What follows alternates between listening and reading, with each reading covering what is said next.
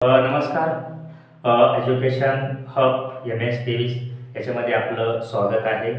बघा, आपला कॉम्पिटिशन एक्झाममध्ये आपला जर आपल्याला वर्ग कसे काढायचे, कारण वर्ग काढायचं म्हटलं तर आपल्याला त्या 2 नंबरचं आपल्याला काय करायचं, मल्टिप्लिकेशन करायचं. पण तुम्हाला मी शॉर्टकटमध्ये सांगणार आहे. जर एखाद्या 2 अंकीच्या शेवटी जर 5 असेल तर त्याचा आपल्याला स्क्वेअर कसा करायचा, त्याचा वर्ग काढायचा हे तुम्हाला एका मिनिटामध्ये मी तुम्हाला शिकवणार.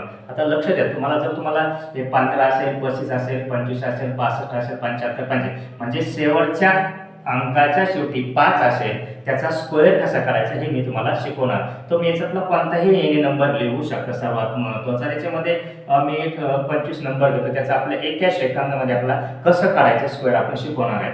मग याच्यामध्ये 25चा आपला वर्ग काढायचा असेल तर कसा करायचा, कारण हा 5चा तुम्हाला वर्ग माहित पाहिजे. 5चा वर्ग किती?